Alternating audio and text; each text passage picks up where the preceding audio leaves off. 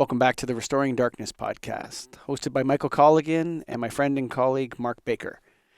On today's show, we have Sasha Rodoy back. She's back again for her second episode with Restoring Darkness. This time, we're going to focus closer in on some of the electric light issues surrounding her story. But before we get there, if you go to the restoringdarkness.com website, you can support this work there, the creation of this podcast and its production. And I also want to invite you to go to softlights.org and support Mark Baker's work, which we're going to get an update on right now. Time for the Soft Lights update. Mark, how are you? I'm good, Michael. Thank you. For today's update, I have filed a lawsuit against government agencies involving the San Francisco Bay Bridge.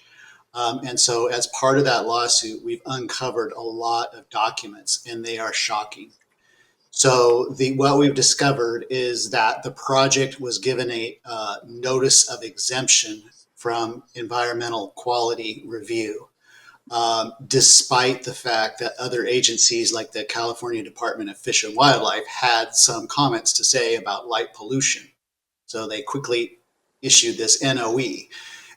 In addition, the project has never been approved. And in addition, the most craziest thing is that the California Department of Transportation deferred all safety issues related to LED glare from the LEDs that'll be shining in the driver's eyes. They deferred it to the art agency that started this project.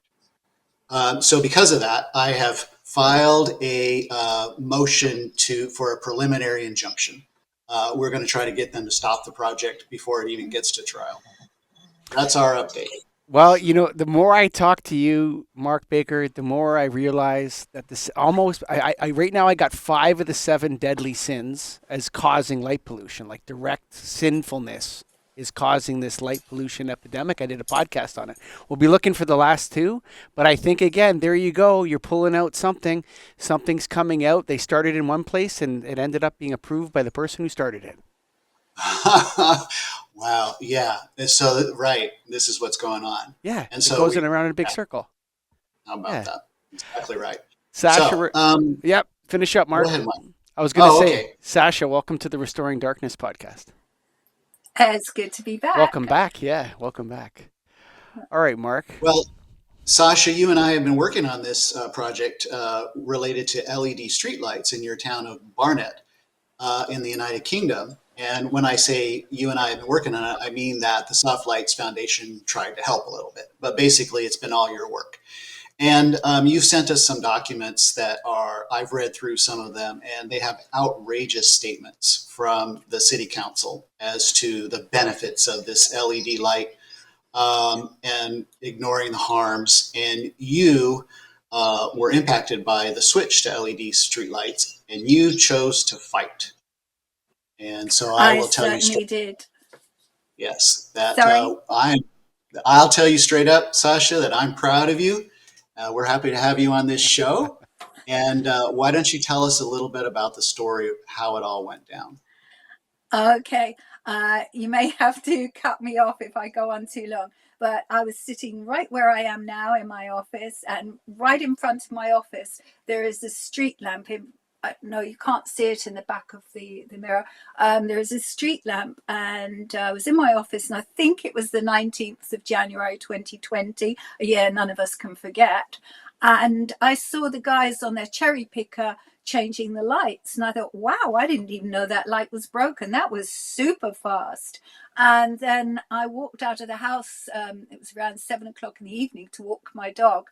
Oh my God, I thought I'd walked out. It was like a POW camp or a football pitch. The light was dazzling, bright white. It was horrendous. And so the next day I contacted I've forgotten what his job is, but he's an environmental counsellor or something with Barnet, Dean Cohen. And I actually managed to get his mobile number, and he was in the car. And so I'm giving you a very nutshell here, but I said, the lights have been changed. I think there's a problem, blah, blah, blah. Anyway, moving on from there, it turned out I did some research. I had no idea that there was this rollout of LEDs. I had no idea about it whatsoever. And as I have light sensitivity photophobia, the lights, they're painful, they're dazzling, etc., without going into that. So I started fighting this, and it went on. I asked to meet. I've got a whole litany of email exchanges. It just correspondence, phone calls with everybody concerned, asking to meet with council representatives to discuss these lights. And initially, I got from Dean Cohen. He said, "Oh, we can't come and meet with you because we've got lockdown." I said, "Well, I have a garden. We can, you know." It was just ridiculous. They wouldn't meet with me. Now that was in 2020. Jumping forward for the moment, it's now February 2025, and we'll get to this point later.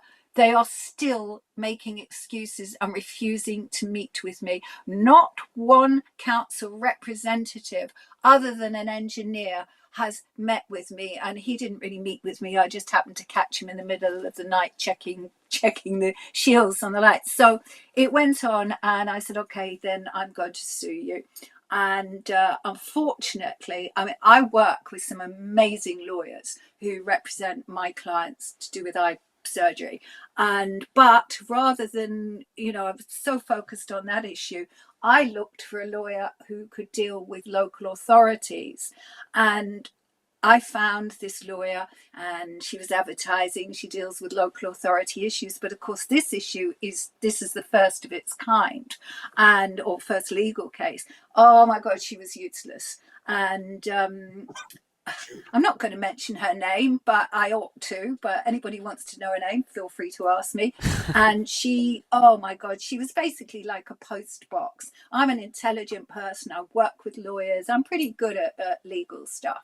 I've represented myself in court, and she wasn't listening to me. And all she was doing, it was like a post box. She was getting emails from Barnet, forwarding them to me at cost. And in the end, I would say to her, could you please just forward the email without giving me a written narrative, which is costing me hundreds of pounds? And this went on and on. And so eventually we got to, I forget which year it was. I think it was 23, end of 23, 24. I may have the dates wrong. And a direct access barrister, Mark Beaumont, who was representing me on another issue to do with the eye stuff, I said, please, can you take over this case? And by then I'm up to something like nearly 25, 30,000 pounds thrown away and getting nowhere. The solicitor, she would not listen to me. I was helped enormously by a guy called Simon Nicholas, who's very active, and Mark, Simon, and he was incredibly helpful, and he had been telling me from day one that I should be concentrating on the disability aspect of this, that there'd be no consultation, etc. And my solicitor, she's ignoring me, and it went on. So anyway, Mark Beaumont, he agreed to take it on, and it really is below his pay grade. He's a fantastic barrister. So, but the solicitor had put it on the wrong track. I don't know if I can explain this very well, but when you go to court in the UK, there are different tracks. There's fast track, there's high court, etc., etc. Mm-hmm. The solicitor had gone for, I think it was the fast track, which meant that any monies I got back, you couldn't claim back more than 20,000. So by the time Mark took it on, I would love to have gone to court. I would love to, but had we done so, I could only have claimed back 20,000 probably, and it was going to cost me more than 20,000 to get it into court. So however, she put you. Hang on one second. I just want to go back a little bit here, Mark. Yeah. Go on. To just a little bit. So you got tied up in bad legal strategy from a lawyer that didn't really know how to do this. But I want to get to some of this correspondence, Mark, that you said from the town that was ridiculous for the Restoring Darkness listeners. Do you have that correspondence there in front of you, or can you tell us a little bit about it, Mark, what you read and why you think it's so outrageous? And then I want to get Sasha's response to that. And then we'll loop back into Well, the rest of the story. yeah, Sasha, I just took a couple of notes here, but so because it's the story's so, I mean, it took you years to go through Yeah. all of this, so there's a lot to tell. But the one that really struck me is it said, well, there are a small number of individuals that may suffer from this type of Mhm. light, 4,000K white light. Now, that just That's shocks it. me That's to in writing, Mark? it's in Yeah, writing from, I think, the city council. That's yeah, right. from To Barnet. say, to acknowledge, and they don't define the word small, and they don't say where they got those numbers, but they acknowledge that this harm is going to occur. And then they haven't identified, for example, where those individuals live, what they're going to do, what's their recourse, how are they supposed to walk around the town of Barnet. So, Sasha, that you shook your head that you recognize that, that statement. Have you addressed that statement with the city council? I have recently, because I kind of got cut off there. So I've lost the thread. Recently, um, it was all settled, but I guess we're going to go back to that, Michael, aren't we? What happened from Yeah. then on? So what I want But to ask you about, recently, what I want to yeah, ask you about is Mark's question. What he asked you yeah, was but that some people yeah, suffer. They know they're going to hurt people with this. yeah, they have. What happened was, now I did a video when they replaced these lights, which we'll go back to. When they actually replaced the lights in, I think it was July, 1st of July 24. I did a video, and I have actually held up these documents here, which Mark is referring to, and I had the solicitor done her job, if she'd known what she was doing, Sure. this is where we would have gone. And they actually say, let me quote one of them, or an equalities impact assessment has been completed and no adverse impacts have been identified for service users and staff. Well, this is news to Barnet, who will of course be watching this when it's broadcast. I'm going after them for this because I think what they've done is illegal. And they've said, I'm trying to find the one that Mark was mentioning. Oh, yeah, initial assessment of overall impact, very minimal potential impact. It is anticipated that there may be some positive feedback that lighting standards have been improved due to the white light source. This could be the perceived view from individuals of any characteristic. Well, what about people who the negative? But anyway, moving on, scale of impact. There may be a small number of individuals who suffer from sensitivity to high color temperature lighting. Some limited research has suggested that lighting can cause headaches in those who are sensitive, and therefore limiting the color temperature to no more than 4,000 K will go some way to addressing this potential issue. This is insane. They actually put that in writing? I have got it here. I'm not sure which page it's on. Oh, it's this page. I've got it there. It's not highlighted. I've got it highlighted on my What's the iPad date? here. What's the date It's of in that writing. document? What's the The date of that? date, again, I'm struggling to see Sure. because of my Sure, eyes, sure. but I think it was 2018, 2018 to 2019, and they started the rollout in December 2019. And as I said, Barnet will be watching this very closely. And I think Simon Nicholas already asked them for documentation, but I want them to provide all the documents that support their claim that they actually did any what's the word I want, Mark? Any assessment, because they haven't. They've basically said, nah, it doesn't matter.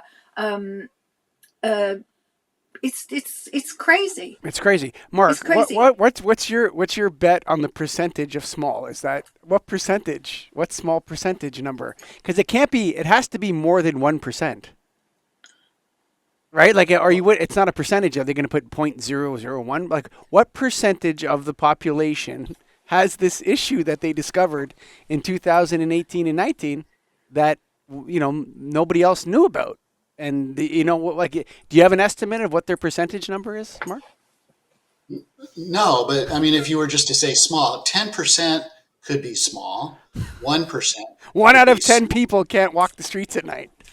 1 out of 10, But right? What's the Or number? What's the but even number? one out Sorry, of Sash. 100. Yeah. Yeah, But yeah, yeah. I sent we've there's a website and it's called What Do They Know?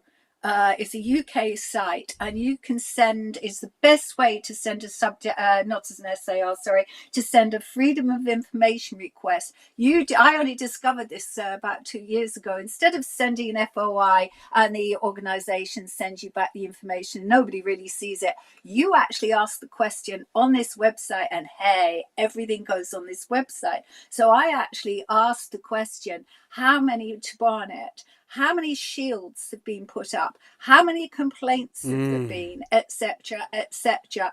And of course, a lot of people don't complain. People will complain to me and say, "Oh God, yes, these lights, they're bothering me." But people, especially in the UK, they're very bad at complaining. Mm. But this was very enlightening. Excuse the choice of words. That there have been so many people getting shields put on the lights and all kinds of stuff. But I But haven't that just finished makes the looking problem yet. worse. So when you The shield shields. a light that's too bright, if let's say for example, this is where the lighting knowledge kind of helps the show out a little bit. So what they'll do is let's say it's a post op, what they're going to do is they're going to put a shield on one side of the post op on the inside. It's like a manufacturer thing, but that acts as a reflector to push more light the other way. So when they Depends how many shield it, shields you've got on. well, you're just going to cover the whole light. You know what I'm saying? Uh-huh. I've got two big ones. They even sent to China to get them made, which is ludicrous. Do we have no? They're bits of metal bent round. It's Yeah. absolutely ridiculous. So Yeah. I'm looking at one now on the lamppost that is right opposite me, and that's another story you've seen. I think you've seen the documents I sent you earlier. Sure. Yeah. On that lamppost there, they put slivers. It's like what I'd call a sliver. It's like, what the hell does that do? And it's like, also, why do you need to do this? Why weren't the lights done in the first place? That now you're having to ameliorate the problems. So you're putting up shit. This is crazy, So crazy. there's actually, when you're talking about this, the forces at play that are preventing people from acknowledging this is because the extent of the cost of the catastrophe. So you have to remember, like cities have a lot of streetlights, okay? And when they Mm-hmm. change out their streetlights, they spend millions of dollars and they are projecting to get it's going to be a big party payback. It's all savings. They're going to get all this money back from energy efficiency, and so it's like they never In spent the 20 millions. years. No, in In 5 years, 20 some no, so years. 3. But what's happening is that they have a lot of different problems with this. Number one, they've amortized the life. If they did this job in 2018, they've amortized the life over 25 years. Okay, they've budgeted zero maintenance costs for 5 or 10 years in their budget. Uh-huh. They have also, and they borrowed the money to do it from this special fund, and that money needs energy efficiency on the backside to pay the loan. It's called energy performance contracting or one of these things, and so the pressure for the city to have gotten this right in the first place is enormous. But the fact is, they got it totally wrong, and they need to redo it. And now, Yeah. and probably their maintenance costs because of the shielding and the failures from all the stuff that's going on is actually higher than it was before they went to LED. This is a Yeah. catastrophe, and the pressure pushing against admitting this is enormous. Is enormous. But you might crack it, Sasha. You might crack it. I'm trying very hard, and they're bending over backwards to keep me happy right now. I said to somebody, I don't understand why they're bending over backwards, blah blah, and they said because you're causing can I swear? You're causing shit for them. And but I come back to these the impact equalities impact assessment. This is illegal. And I've got more paperwork that I can't pull out at this moment, but it is illegal. And I'm meeting with my new MP later this month, and she thinks we're just going to be talking about regulation for eye surgery, but I want including because I want her support on this. I want this bringing up in Parliament. It's illegal, and when they're saying a small number, there is I know a young woman who lives in the road very close to me, and she has autism. And when the lights were fitted, she immediately started suffering severely. And I went straight to the engineer, Paul Sears, at Barnet. He's the only one who dares speak to me, and then he hides if he does see me. And I went to him and I said, "You need to put shields on that woman's light." And so he said, "Okay." And he said, I'll get it done. I said, "And not the permanent shields. Ridiculously, the permanent shields are like that big. The temporary ones, as they call them, are massive." I said, "No, just put the temporary ones on." "Oh, okay." He took my advice to put the shields on, and sure enough, she's got shields on, and it stops the light from her garden. But she's got another light in front of her house, which has also got to now be addressed. But we've still got to go back to what happened with me. I hope what did happen with me, because I don't want to jump the gun here with the story, I hope more people will take action, will contact their councils. And it's not going to cost them £50,000 because I have set a precedent. And they can quote this, and they have to argue why they can't do what they've done with me for everybody else without legal action. But as I said, now that I'm going after the assessment, the impact assessment, etc., equality. I think this is a whole new angle, So and I think it's you have very two serious. two issues. The one is the light trespass, which they're mitigating by shielding. Okay, but the other Yeah, I think is outrageous lighting. And what I mean by that is that it's so white and so bright, it doesn't matter if it's shielded or not. yeah. And this is where people are not going to like the Restoring Darkness podcast, Mark, because we're going to talk about stuff like this. There's no way to fix that light fixture. You have to remove it. It needs to be removed, and somebody has to come in and thoughtfully and in a way that remembers what was there before. So the old fixtures, and has to find a way to bring things back to a different time, and so that they also look beautiful. Nobody wants to see these giant glare shields all over the street light fixtures like it's a ghetto or something. Can't we have a proper light fixture that works? Not this Chinese plastic stuff made in China. Oh yeah, we need another part for that. Call Beijing. This is outrageous. And now Yeah, you're going to have this yeah, shielding. We put your shield up, you're done. Yeah, but it's still super white and bright over there. It looks like noon yeah. sky daylight across the street from my house or whatever. And so, I think that you're creating an emerging legal concept here, Sasha, by pushing this so far. Well, I was And also I was walking I was walking my dog last night, and we go around in kind of this block at night time when it's dark, and thinking about this podcast today, I noticed that there's a lot of lights along this long street, and there's lots of darkness because the LEDs are coming down generally in a cone, and it's actually dark in places. And all this nonsense about this light is good for safety, bullshit. Um, and it's like the lights before, the amber lights. We had light. If this is the right word, it was diffused. It covered all the pavements. It covered everywhere, and It was a soft light. It was not. It wasn't unattractive. Yeah, so right, uniformity, Mark, I mean, there's debates about uniformity. We've had that with Phil, but then Sasha's referencing this soft light, buddy. He looks like the name, How just about like that? Philip. So over to Oh, I you. didn't realize I did Over to that. you, Mark. Yeah. So, Sasha, you had another item in the documents about computer modeling that they were going to Oh, look into, that they needed to, that they have these computers. And so let's talk about that for a second. So we live in a computer age. They have these incredible computers that can model everything down to that, atom or electron. And so they know how to model where the light's going to go and how it's going to spread out and such. And yet, they came to your town and they installed all these LED streetlights without any shields, offering the shields for some people that might complain. It would seem to me that seemed to be the intelligent thing was that you would computer model it, you would design your street light, you would lay out how the light falls onto the ground, you would understand the color temperature, the spectral distribution, you would understand all of those things. And part of the design would be, well, this light is going to be too bright, so therefore the shield will be an integral part of that street light.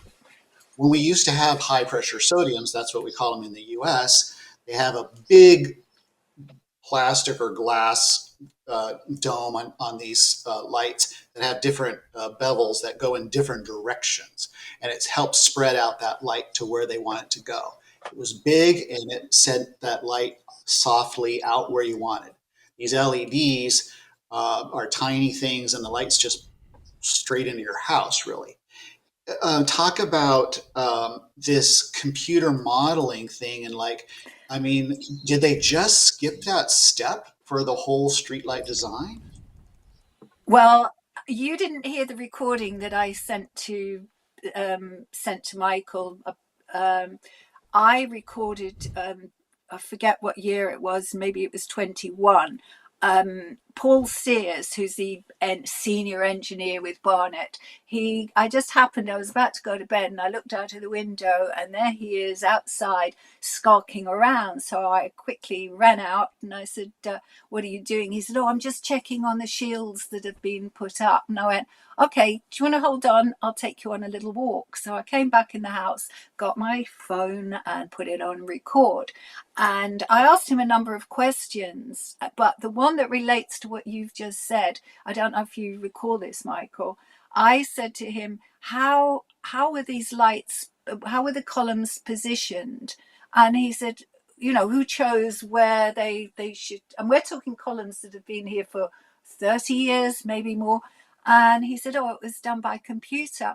Well, okay, that's fine, but that computer modeling was done for the sodium lights. They weren't modeled for these LEDs. So Hmm. again, that there is a big problem there because they're not in the right position to be having these lights. What Sasha's talking about there is a direct criticism of the retrofit strategy for pole lights as a whole. So what they've done is they said, well, if an HPS was there and it had this many lumens, let's just throw up an LED. And it's got more lumens and it's whiter and brighter and nobody cares about it. The brighter the better, the more lumens the better. That was the attitude of the lighting industry from 2014 to 2022, 23. That was the attitude. Whiter the better. Remember, lumens per watt. You can't have an outdoor fixture in North America that's not 5,000K, Mark, or 4,000K. Why is that? Because it doesn't have high enough lumens per watt, unfortunately. We're really after this lumens per watt number, and that's really all that matters. So, Mark Baker, you can shut up. That was the attitude of the lighting industry, Mark. Right. Yeah, and so lumens per watt is not everything. It's one tiny part of the whole quality aspect of light, isn't it? So we have to concern ourselves with spatial properties, temporal properties, and spectral properties of the light. We can't just be sticking the LED light in the same poles and expect it to create the same distribution of the light. So another one that is this cognitive dissonance that in my mind is sort of exploding because they did all these things, but it's contrary. So I think, Sasha, they also told you that white light is safer. And Yeah. yet, in It's your case, is it true that you got your Barnett to replace this white light with an amber light? And if that's right. true, So are you sacrificing your safety by doing so? yeah, can we go back to where we kind of cut off, Michael? Where when we kind of sidetracked here a little bit. Um, Sure. as I said, we were due to go to trial. My counsel barrister Mark Beaumont put forward an argument, whatever, and suddenly Barnett said, "Okay, okay, fine, we'll change the lights." So they said they would change them to 2200K. Now, this is where I'm a little bit out of my depth, so I'm happy if you guys step in on technical stuff. They changed them to 2200K. Mm-hmm. So they did that in my street. I have 4 lampposts in my street, 4 columns. 3 of them are around my house. I'm on a corner. And so they changed the lights, and they're amber colored, but they were brighter than the ones that were in there before. And when the engineers were putting up the lights, I said, and by the way, don't take down those shields. The guy in charge of the whole thing, he had to phone somebody at Barnet and say, "Oh, she wants us to leave the shields," and it would have been over my dead body that they took down those shields. And so the lights were changed, so they're an amber color. Just in my road, they had to change all 4 because they wanted the uniform, design, whatever. However, as I said, I went back to them and said, "Oh, I've missed something." They put in my barrister had agreed that it would be 2200. We were literally up to the 11th hour of going to trial. He was still arguing with Barnett's lawyer, and they put in he actually called me from a taxi. He was on his way somewhere, and he said, "I've just noticed that she's put in the I forget what it's called, the agreement, that it's 20, I think it was 2500K lights, or 2400 maybe." 2700. It goes 1800, 22, 24, 27, 3000 for some reason. Okay, I That's the think it was general category. 24. Yep. Right, I think it was 24, and he said, "Right," he said, "I need to get back onto her because we're not agreeing to this because we've agreed 22." So we luckily caught that, and I think they tried to slip that one by, and so we got 2200. So anyway, so moving on from there, I'm not satisfied. The lights are brighter, and as I'm looking now, I swear they've turned them down a little bit, so now this is where shall I move on to this letter, I just Michael? want to I just want to make we're going to get into that in 1 second. I just want to go back to Okay. Mark Baker here again. Mark, this is just the beginning of what's going to happen. People are going to get more and more upset. And these are precedent-setting events, right? So the city has changed the lights in her neighborhood. Why does she have nice, warm-colored lights? Do you understand what I mean? Like this is very good. Back to you, Mark. But also, Sasha, what you're pointing out, and the big fear that I've tried to portray is that, and I'm going to send you both a document that I just created a couple of days ago that has the graphics that show the difference between incandescent and LED, the spatial differences, the spectral differences, the temporal differences. It's a very nice graphic because it shows you how different LED is. This is the problem. Um, Barnett came back and they changed the spectral property to amber. Helpful, but it's still bright. It's the problem with the directionality, the intensity of this light. It's not a kind of a light that you would use for a street light if you did it properly. It's all about the money. So there's these big mistakes. And so now you've got them trying to figure out, well, we did this adjustment for you. Aren't you happy already? We already made it amber. You're still complaining? And we've got these issues now with people with photophobia, with epilepsy, with autism that may suffer other effects from just the fact that it's too intense, right? So they haven't solved it. So they keep trying to put a Band-Aid on the problem, but until you actually remove it, the problem's not is still there. Well, to jump back, when I was fighting this initially, before I knew about you guys, I knew nothing about this. All I know about is eyes. Hmm. And the most problematic light for me was it's at the side of my house, and it shines across my gardening, the windows, etc., etc. And I suggested to them initially, move that lamppost. And as you will probably have heard, Michael, when I recorded Paul Sears Sure. that night, I said you could move that lamppost, and he actually said, "Oh well, your neighbours might not like it shining in their property." I could Yeah. not believe it. But You'll have to listen you to know the what the thing recording. is? Like the do you have overhead wires in your town, or are they underground? As the electrical cables They're run from pole to underground. pole, they go from pole. They're underground. They are at least So in that London. I would know cost a sometimes in the country. fortune to move that post. But Okay, wait, I'm just going to shall tell we you, move on it to would the cost letter? a fortune. Like if this started becoming a precedent where people could get posts moved Uh-huh. and all this because of just bad lighting. I just want to ask before we go back to the case, Mark. You said it's because people are making money. Who's making money? And then back to Sasha. Who do you just one line answer? Who's getting all this money you're talking about? The lighting industry? Well, in America, it's the utility companies, Okay. The utility companies and the lighting industry together. the lighting industry together. Yeah, Okay. that's true. All right. So back to the Paul Sears in the case. So he actually said to you in that I because I didn't have the full context while I was listening to the recording, so I didn't get it. But I do remember the kind of the awkward statements that were in the recording. And yes, he said if I move the pole, then someone else won't like it in front of their house. Yeah, Yeah, is he's that got a okay? So problem I there. meant That's a to big stop. problem. Yeah. So then we come back. Shall I go to the letter now? Sure.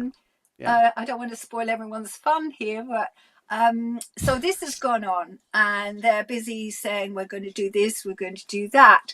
Then I got a letter in, I think it was November, yes, showing November, from Barnett's solicitor, Janet, and she said, we're pleased to let you have an update in the claim and the proposals to take this matter forward. So they then say, the council's street lighting, I'll just give you bits. The council's service provider has arranged for extensive 3D modelling of the current installation. This has identified that by converting to the 2200K light source as requested by you, an increase in the light that is projected towards some of the properties in the street has occurred. This detailed analysis has been given significant consideration, but nobody's come to look at it. And the model has been used to test a number of potential improvements that could be made. And this has now informed our proposed approach as detailed below. Barnett looked at the position of existing columns, blah, blah, blah, and they've been able to identify an improved solution, which is also fully compliant with lighting regulations and guidance. This will once again involve changing the lanterns on all 4 columns in the street as the optics are not able to be retrofitted. It will also require, gets better, it will also require the slight relocation, brackets, approximately 4.5 meters to the left when viewed from the front of your property, of the lighting column, which is currently positioned on the opposite side of the road from the front of your property, and a minor tweak to the bracket configuration on this column. That's the lamppost that they're talking about. And yet they couldn't move that lamppost when I initially asked them. Had they done it, you wouldn't be talking to me now, because I had, as I said, I knew nothing about all this then. However, the light there that they want to move 4.5 meters, and I've gone back to them and basically said to them again, I actually said to them, somebody's insane here. If they move it 4.5 meters, the person who lives in the house that the lamppost would then be in front of, he's actually planning. He's planning on doing a drop-down curb so he can put his turn the front patch into a driveway.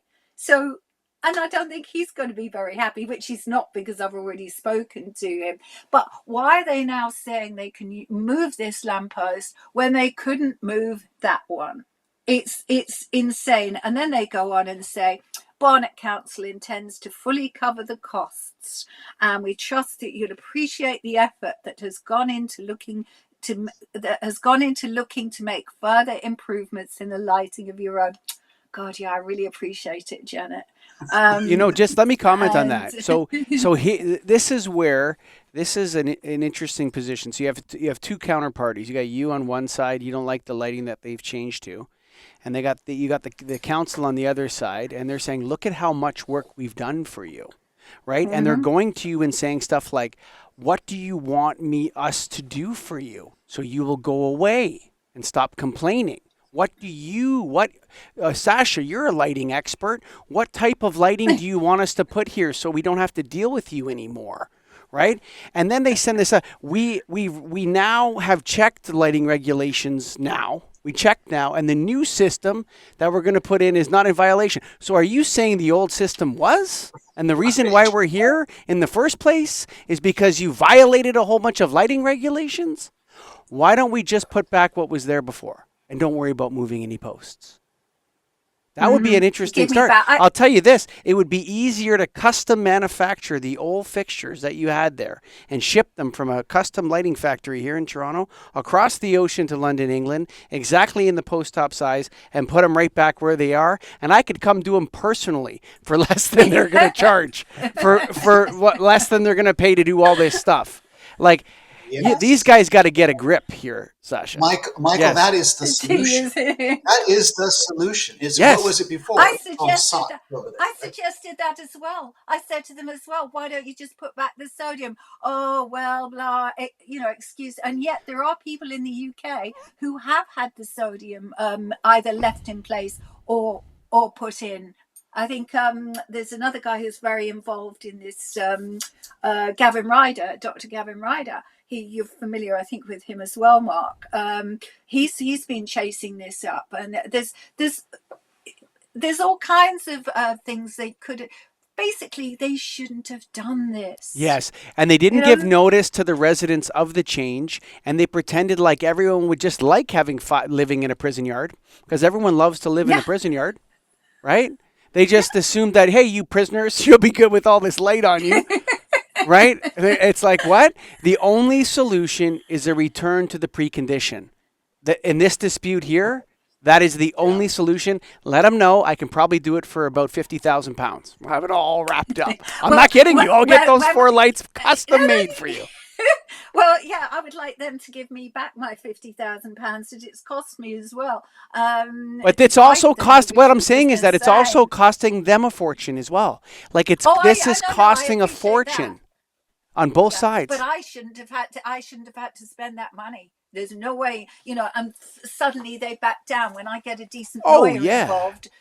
Suddenly they back off. You got to go for damages. Done this at the beginning. Yeah. Well, as I said, I'm going to be looking at the illegalities of the fact they didn't do due diligence with Disabilities Act, etc., etc. But did they even put up a notice to the residents that the lighting is going to be changed? No. Yeah, this happens everywhere, Mark. It happens everywhere. They just go change the lights, and you don't get a say. We were never consulted, and they said there was consultation. Well, that is one of the things I'm going to be asking for. Show me the documents for the consultation. Show me how many people knew about this. But the last penultimate paragraph in this letter, I'll just keep it brief. We do highlight that Barnet has spent a considerable amount of time reviewing a range of options, and this is the best and final solution they're able to offer. Further, as already identified, this solution will be confirmed to be fully compliant with lighting industry standards and guidance. As I said, I replied to that and basically said, no, this ain't going to work. What's the point in moving this post? Seriously. She's such a troublemaker, Mark Baker. What a look at the glee she has. You have glee, too. You have glee, you troublemaker. It's been said. It's been said. Oh, man. But Michael, she didn't ask. She didn't ask for this, right? No, this was forced on her, and so I'm proud of. That's why we're proud of her for fighting back. Can I tell you guys something? Of course. Can I Yeah. tell for people using, I don't know if you have the same columns now. Of course, I didn't do this. We just must first be clear on that.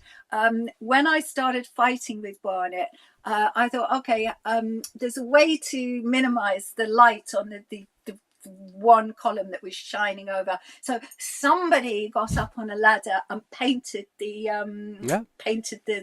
plastic. And do you know what? They came to measure the road and lights, all that nonsense. They didn't even notice that it had been painted when they were doing their measurements. Also, there's there's actually a key. Most these lampposts, you just need this big Allen key, and you can buy them on Amazon for £6. Of course, I didn't do it. And somebody kept turning off the main light. So they would come back and switch it back on. And it was the longest it lasted, I think, was 3 weeks. And then they came back in, I think it was 23, when we were well into litigation. And I've got CCTV around my house. My screen is just in the corner here, and I just glanced up and I saw the cherry picker was back, and there's the engineers, and they opened the box, and I thought, okay, they're going to switch it back on again, and they looked up at my camera and they just closed the panel. I thought, oh, they've given up, we've beaten them. They came back the next day and changed the lock. Oh, okay. They put a different lock on it, and then later they then put a metal band round it because somebody else found out. This has easily gotten around. The So prisoners are trying to break out of the prison. It's a prison break. It's a prison break. There were some fun moments, sort of battling. This reminds me of. Oh, I'm sorry. This reminds me of how when they do like a sidewalk or something, and it goes like in sort of a 90-degree pattern, but the people walk diagonally. So you have this beautiful sidewalk that goes 90 degrees, but nobody uses the sidewalk, and so it just builds this dirt path because that's where everybody goes. And the government tries to force them to not use the path, rather than, oh, well, that's the actually better design. Let's make that path nice. That's the same situation. The residents are saying, we don't want this light. We don't like this light. And Barnett is trying to force it on you. It's almost like a cartoon. Oh, It's yeah. like you could Well, do like that's a how it was. cartoon out of it or something. You know what I mean? I've actually got some little video clips of the engineers, one putting the metal band on. I actually videoed that. Those guys weren't very happy with me. Not that I unlocked it and switched the light off, of course. And I said, you guys are normally more fun, but all the other guys that came, they thought it was funny what was going on. Sure. And even they would say, why don't they just move these lights, change them? And many of the engineers who are working for it's now Equans who provides these lights. Well, they've changed their name from Bouygues or Bouygues or however you pronounce it. And the engineers that work for them, most of them say they're not fit for purpose. These are the people fitting them. So these are when she's saying engineer, when Sasha's saying engineer, she means electrician. The You're guys talking that are fitting the technician. She's talking about the Yeah. technicians. When you would say engineer in Canada, United States, you mean the person that's maybe Right. specifying Okay. Yeah. the system. I'm just clearing that up I for told you, everybody. I'm not up on that. Yeah. But Mark, that's just differences in culture between across the pond. Mark, you were mentioning something I think that was important though. That while Sasha's gleeful and she enjoys these victories that she's had along the way, there's definitely a wear and tear that goes on, a Mark Baker or a Sasha Rodoy when they're going through these and people are trying to intimidate them and they're trying to bury them in paperwork and make them go through all these processes to get to town hall, to get to the people that make the decision. And then they get a letter after saying, this is a huge favor to you. You better take it and shut up. You know what I mean? Like this is what the kind of letter they're sending out, right? This is the beginning, and it's not even the end of the beginning. Mark Baker. This is just the beginning of this path that we're walking at Restoring Darkness. But what Mark and I do, it is stressful, but we're fighters. I know Mark's like me. We aren't giving in. No, we can't give Sorry, in. I mean, Mark. it needs to be fixed. We need the government officials to understand that they made a big mistake. And I've got lots of lawsuits as well, and the government is so far not acknowledging that they made a mistake.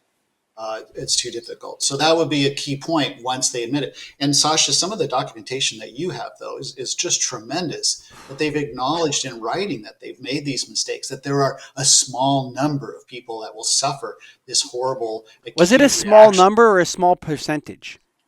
Small Small number.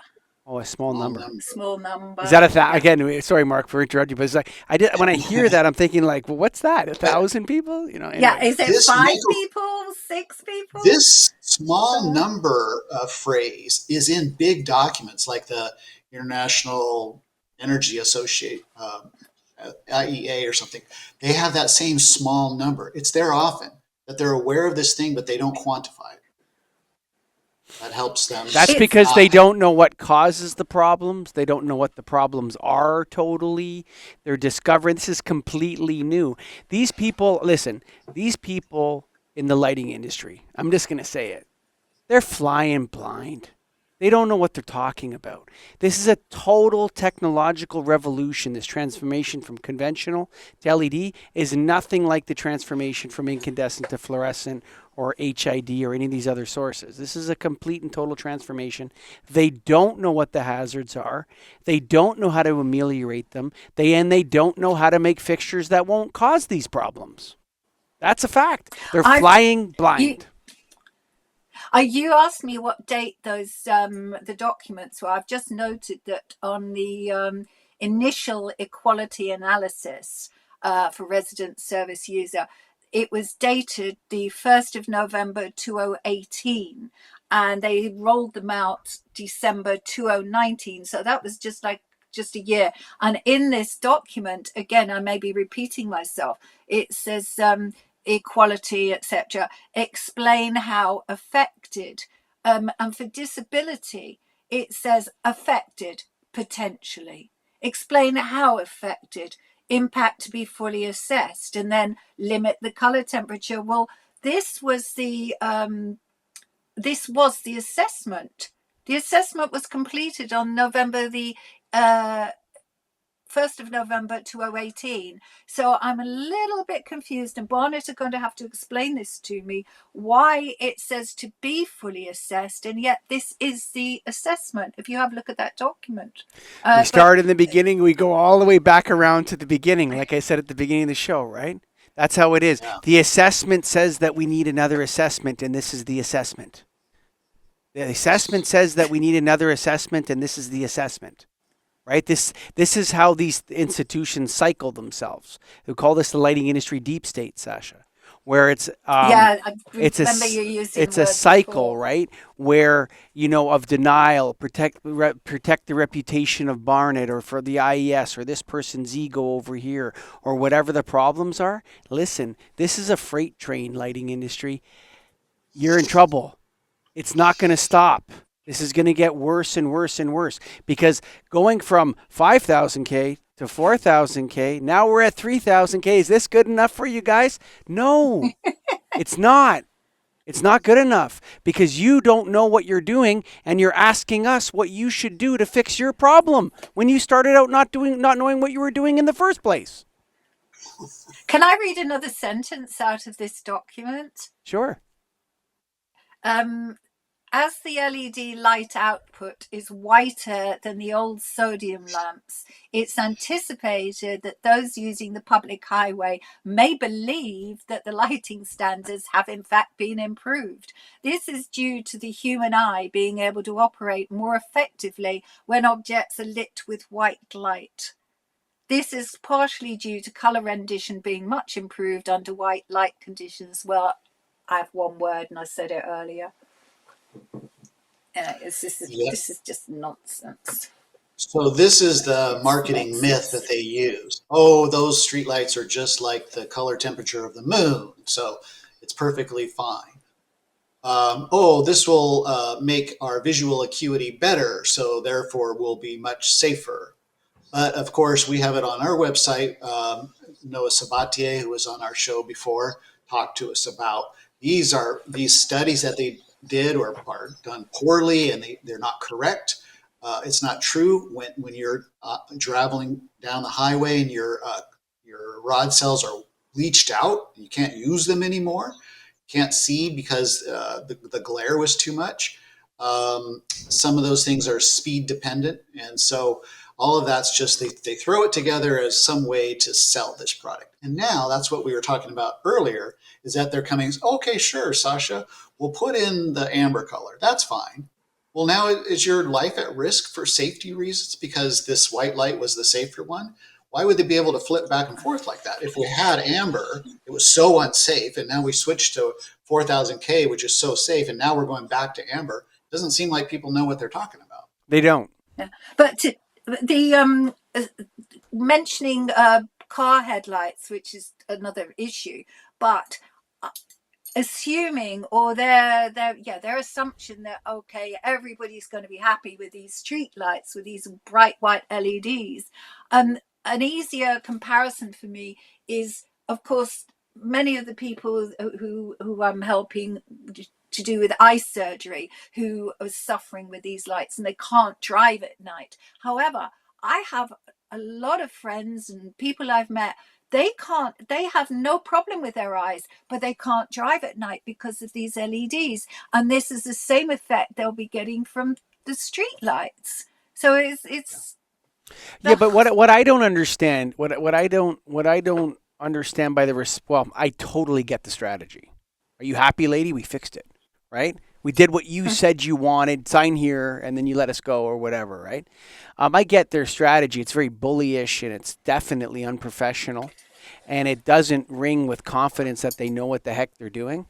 But what we're seeing is that the lighting industry and public health experts, and there's a legal concept for this where you can't sue someone for doing a mitigation after an accident. Like, you can't say that the mitigation is proof of the negligence, or people will never fix anything. You understand there's a legal concept surrounding that. That if somebody falls off a thing, you put a railing. See, you put a railing, that proves that you were negligent. You could have put a railing. There's a concept around that. I don't know what it is, but I know that we at least in Canada, you're not allowed to do that. But they just keep putting a higher and higher railing to use that metaphor, right? Like, first they say, okay, don't use 5,000K, use 4,000K. Okay, don't use 4,000K, use 3,500 Kelvin.